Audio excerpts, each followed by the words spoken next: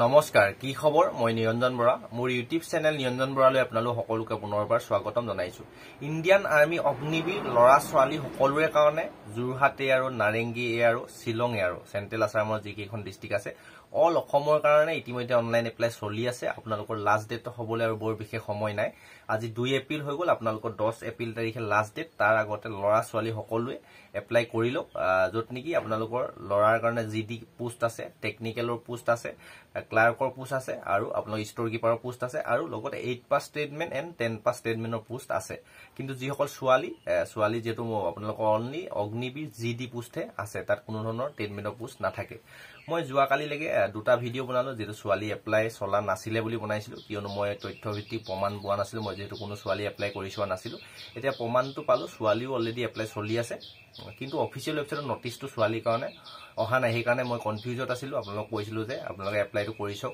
যেটো মোক সেন্ড কৰিলে এপ্লাই কৰা এপ্লিকেশন ৰিসিপ্ট আৰু পেমেন্ট ৰিসিপ্ট আৰু এপ্লিকেশন ফৰ্ম সেন্ড কৰিলে এতিয়া মই সিউৰ হৈ গলো অনলাইন এপ্লাই ছোৱালী চলি আছে অগ্নিবীৰ ইণ্ডিয়ান আৰ্মি কাৰণে আৰু তাৰ উপৰিও Indian navy Agniveer online apply চলি আছে 29 মাৰ্চৰ পৰা চলি আছে একেই লাষ্ট ডেটটো আপোনালোকৰ 10 এপ্ৰিললৈকে আপোনালোকৰ হৈ থাকিব আপুনি এই কেইদিনৰ ভিতৰতে আপুনি যদি মেট্ৰিক পাস কৰিছে মেট্ৰিকত যদি 50%তকৈ ওপৰত আছে তেন্তে ইণ্ডিয়ান নেভি অগ্নিবীৰত লৰা ছোৱালী সকলোৱে এপ্লাই কৰিব পাৰে আৰু তাৰ উপৰিও Indian army JSU junior commission অফিচাৰো অনলাইন এপ্লাই চলি আছে যত অলপ হাই লেভেলৰ কোৱালিফিকেশন লাগে এমএ এমএসসি বিএসসি এনেকুৱা ধৰণৰ কোৱাবিলাক লাগে যদি তেনেকুৱা কোনবা কেণ্ডিডেট আছে ইণ্ডিয়ান আৰ্মিত আপোনালোকৰ 25 বছৰলৈকে আপোনালোকে এপ্লাই কৰিব পাৰে ভিডিওটো অকমান দাদা বাইদু আছে যদি শেয়াৰ কৰি দিব তেওঁলোকো এপ্লাইটো কৰি ল'ব পাৰে এতিয়া প্ৰথমতে ইণ্ডিয়ান আৰ্মি অগ্নিবীৰ সিলেকশন প্ৰসেসটো অকমান কৈ দিছো আপুনি অগ্নিবীৰ জিডিত যাবলৈ হলে আপুনি লৰা ছোৱালী সকলোৱে মেট্ৰিক পাস কৰিব লাগিব মেট্ৰিকত 45% থাকিব লাগিব মানে সেকেন্ড ডিভিজন থাকিব লাগিব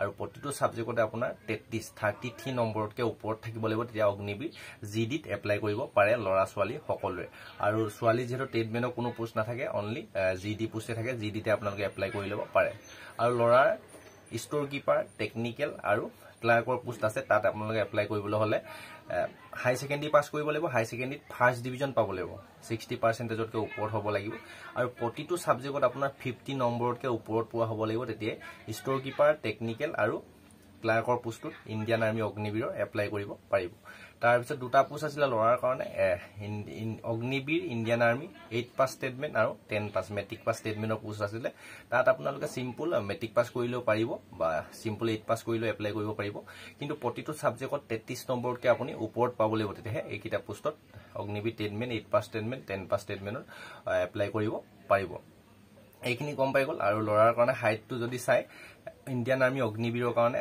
160 সেন্টিমিটাৰ হ'ব লাগিব গোটেই কিটা পোষ্টতে আমাৰ অসমৰ লৰাৰ কাৰণে আৰু যদি টেকনিক্যালৰ যেটো পোষ্ট আছে তাত আপোনালোকে এপ্লাই কৰিবলৈ হলে 157 সেন্টিমিটাৰ হাইট হলেও হৈ যাব আৰু ছোৱালীৰ কাৰণে 158 সেন্টিমিটাৰ অগ্নিবীৰ যেটো জিডি পোষ্টে আছে ছোৱালীৰ কাৰণে 158 সেন্টিমিটাৰ হাইট থাকিব লাগিব তেতিয়া আপোনালোকে এক্সাম পাস কৰাৰ পিছত হাইটত পাস কৰিব ফিজিক্যাল টেষ্ট দিবলৈ যাওঁতে আৰু ইণ্ডিয়ান আৰ্মি অগ্নিবীৰ লৰাৰ ক্লাৰ্ক ষ্টৰ কিপাৰ আৰু টেকনিক্যাল পোষ্টত এক্সাম হ'ব প্ৰথমতে তাৰ পিছতে আপোনালোকৰ টাইপিং টেষ্ট হ'ব কম্পিউটাৰত ইংলিছত হলে আপোনালোকে 30টা ৱৰ্ড 1 মিনিটত টাইপিং কৰিব লাগিব আৰু যদি হিন্দীত কৰে তেন্তে 25টা ৱৰ্ড কৰিলে আপোনালোকে কোৱালিফাই কৰিব কোনো ধৰণৰ মাৰ্ক নাথাকে হেতু কোৱালিফাই কৰিলে হল আৰু যিখিনি জিডি ষ্টেটমেন্টৰ পোষ্ট হয় লৰা ছোৱালী সকলোৱে প্ৰথমতে এক্সাম হ'ব এক্সাম দিয়াৰ পিছতে আপোনালোকৰ নেক্সট যদি এক্সামত কোৱালিফাই হয় তেন্তে ফিজিক্যাল মেডিকেল টেষ্ট দিবলৈ মাতিব লৰাৰ কাৰণে ৰানিং যেটো হ'ব ৰানিং আপোনালোকৰ 1600 মিটাৰ ৰানিং হ'ব 1600 মিটাৰ আপোনালোকৰ টাইমিং থাকিব 6 মিনিট 15 সেকেন্ড লৈকে আপোনালোক কোৱালিফাই কৰিব কিন্তু 5:30ৰ আগত 5:30ৰ পৰা 5:45ৰ আগত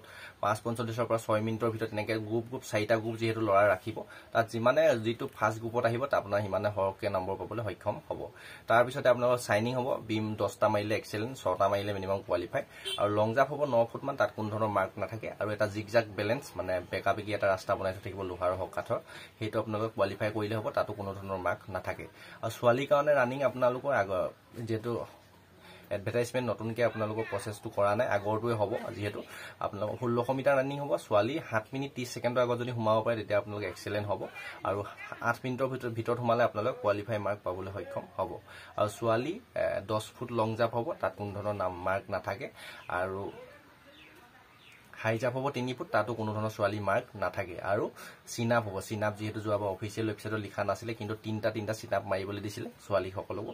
ছোৱালী যিসকল কোৱালিফাই কৰিছে তেওঁলোকে জনাইছে তাত কোনো ধৰণৰ মাৰ্ক নাথাকে, জাষ্ট 3টা মাৰিলে আপোনালোক পাছ কৰিবলৈ 3টা মাৰিব পাৰিবই লাগিব। যদি 3টা নোৱাৰে তেন্তে আপোনালোকে ফেইল কৰিব। এইখিনিয়ে ইণ্ডিয়ান আৰ্মি অগ্নিবীৰৰ চিলেকশ্যন প্ৰচেছ। আৰু 10 এপ্ৰিললৈকে আপোনালোকৰ ল'ৰা ছোৱালীসকলে এপ্লাই চলি থাকিব, খুব সোনকালে এপ্লাইটো কৰি লওক। আৰু ল'ৰাৰ বডিটো ক'বলৈ থাকি গৈছে 77 চেণ্টিমিটাৰ, গোটেইকেইটা পোষ্টৰ কাৰণে নৰ্মেল হ'লে হ'ব। আৰু 5 চেণ্টিমিটাৰ ফুলাই আপোনালোকৰ 82 চেণ্টিমিটাৰ হ'বগৈ লাগিব। তাৰপিছত আহিলে ইণ্ডিয়ান নেভি অগ্নিবীৰৰ আপোনালোকৰ চিলেকশ্যন প্ৰচেছটো চাই লওক। আপুনি নেভিত এপ্লাই কৰিবলৈ হ'লে ল'ৰা ছোৱালীসকলে মেট্ৰিক পাছ কৰিলে এপ্লাই কৰিব পাৰিব। তাত আপোনালোকৰ মেট্ৰিকত 2nd ডিভিজন হ'ব লাগিব আৰু 50%, মিনিমাম 50%তকৈ ওপৰত হ'ব লাগিব, তেতিয়াহে এপ্লাই কৰিব পাৰিব। আৰু প্ৰতিটো ছাবজেক্টত 50 মাৰ্কতকৈ ওপৰত পোৱা হ'লে ভাল আৰু আৰু ইংৰাজী ছাবজেক্টটো 50+ আপোনালোকৰ লাগিব। যেতিয়া ডকুমেণ্ট ভেৰিফিকেশ্যন কৰিব তেতিয়া আপোনালোকক সেইটো মাৰ্ক চাব। আৰু যাৰ সিমানটো মাৰ্ক নাথাকে, ইণ্ডিয়ান নেভিটো গম পায় এক্সামটো অলপ হাৰ্ড হ'ব, আপোনাৰ অলপ 50%কৈ প্লাছ থাকিলে আপোনালোকৰ সুবিধা হ'ব। কিন্তু নটিফিকেশ্যনত লিখা নাই যে 50 লাগিবই বুলি, কিন্তু মই কৈছোঁ এইটো মোৰ ফালৰ পৰা। তাৰপিছত আহিলে নেভিৰ কাৰণে ল'ৰা ছোৱালী সকলোৱে কিন্তু হাইটটো লাগিব, আপোনালোকৰ 157 চেণ্টিমিটাৰ হাইট লাগিব।